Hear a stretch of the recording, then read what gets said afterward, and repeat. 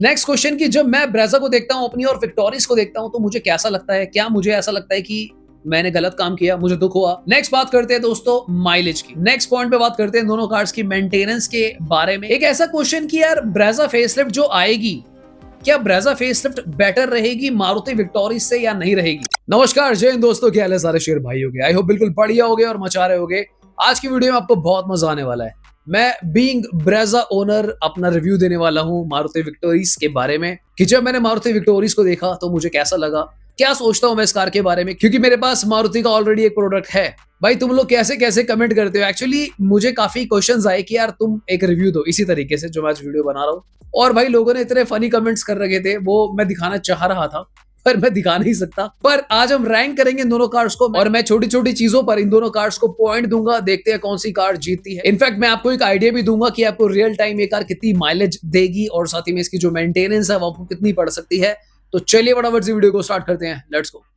तो सबसे पहले भाई इनको रैंक करते हैं on the basis of interiors. ये जो गाड़ी है अंदर से काफी बेटर बनाई है। तो एक तो भाई ने कमेंट कर ही दिया था मुझे कि भाई जब मैंने देखी ये कार विक्टोरिस तो मेरा मन करा होगा कि ब्रेजा बेच के ये ले लूं। तो वो एक अलग टॉपिक है, पर रेट करते हैं चलो उसको। देखो मैं जो Brezza LXI versus Victoris LXI को अगर रेट करूं इंटीरियर्स के मामले में, तो मैं ब्रेजा एलएक्सआई को रेट करूंगा 1। और जो रैंकिंग में दे रहा हूं 5 में से दे रहा हूं, जहां पे 5 हाईएस्ट है और 1 लोएस्ट है। तो ब्रेजा को मैं 1 इसलिए दे रहा हूं दोस्तों क्योंकि ब्रेजा का जो एलएक्सआई है उसमें इंटीरियर्स हैं, ऐसा नहीं है कि खाली डब्बा है। तो इंटीरियर्स के मामले में मैं ब्रेजा को देता हूं 1। और अगर मैं बात करूं विक्टोरिस के बेस वेरिएंट की तो मैं उसको रैंक करूंगा 4। 5 इसलिए नहीं रैंक कर सकते क्योंकि हमेशा अपर वेरिएंट्स भी अवेलेबल हैं और इंप्रूवमेंट का स्कोप रहता है। तो भैया इंटीरियर्स के मामले में तो ब्रेजा के जो इंटीरियर्स है आपको पता ही है, मोहनजोदाड़ो वाले। नेक्स्ट बात करते हैं दोनों कार्स की रोड अपीयरेंस के बारे में। मैं ब्रेजा को कितना दूंगा रोड अपीयरेंस के मामले में और विक्टोरिस को कितना दूंगा? तो भाई मैं ब्रेजा का रोड अपीयरेंस के मामले में देना चाहूंगा अप्रोक्सीमेटली 3.80 मान लेते हैं। और विक्टोरिस को दूंगा मैं लुक्स के मामले में 4। उसका रीजन ये है कि विक्टोरिस एक नया प्रोडक्ट है, प्लस विक्टोरिस की जो लेंथ है वो थोड़ी सी ज्यादा है तो दिखने में अच्छी लगेगी ब्रेजा से। 5 इसलिए नहीं दिए क्योंकि विक्टोरिस से अच्छी कार्स अवेलेबल है मार्केट में अगर मैं लुक्स की बात करूं। नेक्स्ट बात करते हैं बूट स्पेस की। तो भाई यहाँ पे क्लियर विनर है मारुति विक्टोरिस। मैं यहाँ पे 5 दूंगा अगर मैं बात करूं सीधा सीधा बूट स्पेस की, क्योंकि काफी सही बूट स्पेस है मारुति विक्टोरिस का। नेक्स्ट बात करते हैं दोस्तों माइलेज की। तो मैं आपको बता दूं यार, मुझे ऐसा लगता है कि ब्रेजा की माइलेज और विक्टोरिस की माइलेज आपको काफी हद तक आइडेंटिकल मिलेगी। और इनफैक्ट हो सकता है कि कुछ केसेस में आपको ब्रेजा ही बेटर माइलेज दे दे। उसका रीजन काफी सिंपल है। ब्रेजा, जैसे मैंने आपको बोला, ब्रेजा का पावर टू वेट अच्छा है, ब्रेजा कार भी छोटी है, तो वहां पर आपको माइलेज अच्छी आएगी कंपैरेटिवली। अगर मैं विक्टोरिस की बात करूं, विक्टोरिस में आपको जो माइलेज मिलेगी दोस्तों नियरली आइडेंटिकल मिलेगी ब्रेजा की। मैं रियल कंडीशंस में बता रहा हूं, अब ये E20 पेट्रोल के बाद 12 से 13 के बीच में सिटी माइलेज आती है। तो अगर आप विक्टोरिस ले रहे हो तो आप कहीं लेकर चलना कि 12-13 की रेंज में रहेगी। ज्यादातर हो सकता है आपको 12 ही दिखे, 13 मुश्किल होगा क्योंकि ओवरऑल वेट ज्यादा है विक्टोरिस का और विक्टोरिस एक हैवी बिल्ड की कार है। अगर हम बात करें हाईवेज की तो जो ब्रेजा की हाईवे माइलेज है वो 18 से 21 के बीच में रहती है। विक्टोरिस की मुझे ऐसा लगता है कि वो 17 से 20 के बीच में रहेगी। अगेन रीजंस बहुत सिंपल है, जैसे मैंने आपको समझाया थोड़ी देर पहले, power to weight ratio etcetera etcetera. Next point पे बात करते हैं दोनों कार्स की मेंटेनेंस के बारे में कि लॉन्गर रनिंग में कौन सी कार आपको सस्ती पड़ेगी। तो दोस्तों इंजन क्योंकि दोनों कार्स में सेम है तो बहुत मेजर डिफरेंस नहीं पड़ेगा कि विक्टोरिस आपको बहुत ज्यादा महंगी पड़ रही हो सर्विस में। पर इतना आपको लेकर चलना है कि भाई इसकी जो सर्विस रेंज रहेगी शुरुआती सालों में भी आपकी 7,000 से 10,000 के बीच में लेकर चलना।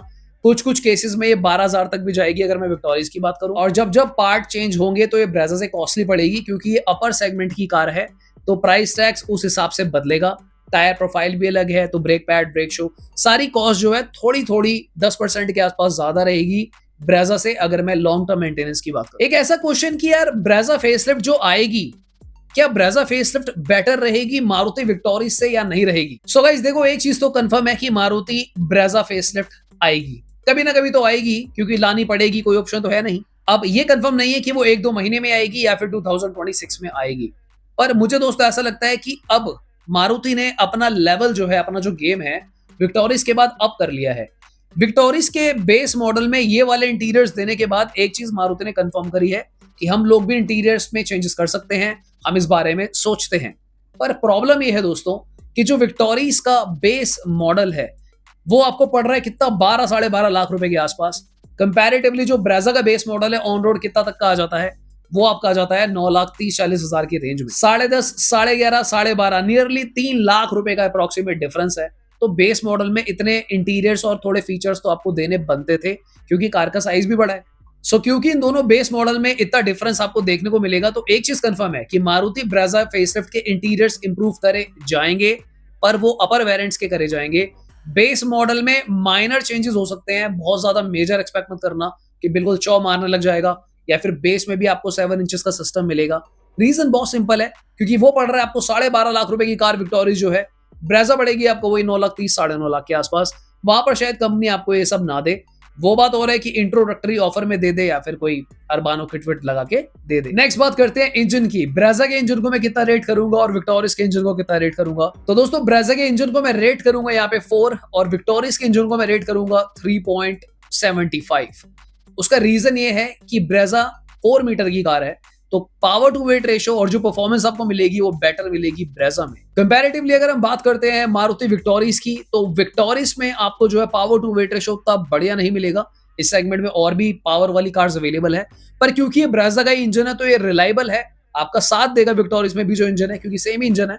थोड़ी सी पावर आपको तिछ नहीं मिलेगी, क्योंकि मारुति ने भाई कार भी तो मजबूत बनाई है, तो उसकी वजह से भी कार का स्लाइटली वेट बड़ा है। तो ओवरऑल रेटिंग जो है मैंने इस तरीके से रखी है। नेक्स्ट क्वेश्चन की, जब मैं ब्रेजा को देखता हूं अपनी और विक्टोरिया को देखता हूं, तो मुझे कैसा लगता है, क्या मुझे ऐसा लगता है कि मैंने गलत काम किया, मुझे दुख हुआ, मैं शायद अगर रुक जाता तो मुझे फायदा होता, मुझे विक्टोरिया मिल सकती थी, ब्ला ब्ला ब्ला। सो सबसे पहले मैं आपको एक चीज क्लियर कर दूं, मुझे बिल्कुल भी दुख नहीं होता। हाँ, मेरा थोड़ा सा खून जलता है इंटीरियर्स को देख के क्योंकि भाई ब्रेजा के इंटीरियर्स वर्सेस विक्टोरिया के इंटीरियर्स बहुत अलग है।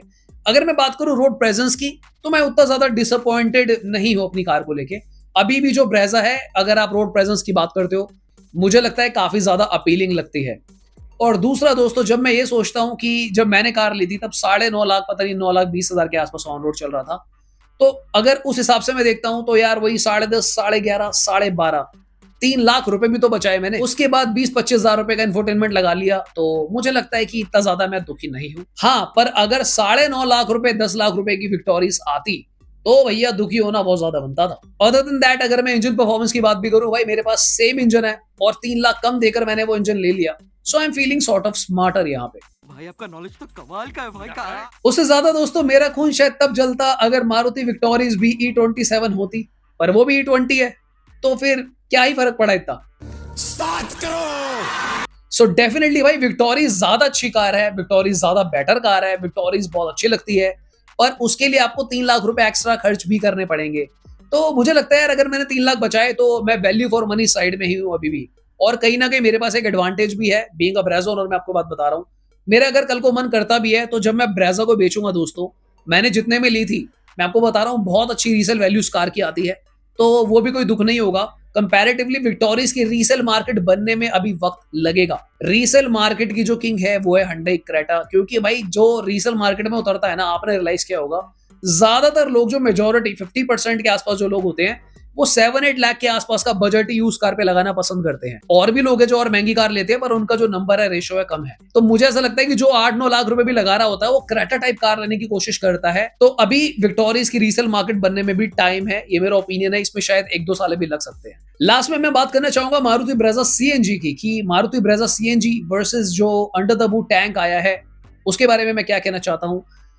यार यहाँ पर ना मुझे ये टाई लगता है। टाई मतलब मुझे बराबर लगता है। अब आप बोलोगे यार कि यार उसमें तो बूट स्पेस मिल रहा है, तो बराबर कैसे हुआ, ऊपर तो विक्टोरिया हुई। पर नहीं दोस्तों, यहाँ पे एक पॉइंट है। देखो, मारुति ने जो पता नहीं गेम खेली है या फिर इनसे गलती हुई है, इन लोगों ने, अगर आप ब्रेजा को देखते हो, ब्रेजा में जो सीएनजी आती है, तो वहां पर यार मुझे लगता है वो ज्यादा सेफर साइड पे है। बूट स्पेस भले ही नहीं मिलता, पर भाई मैं रिलैक्स होकर गाड़ी चला सकता हूँ, मेरे दिमाग की दही नहीं होगी।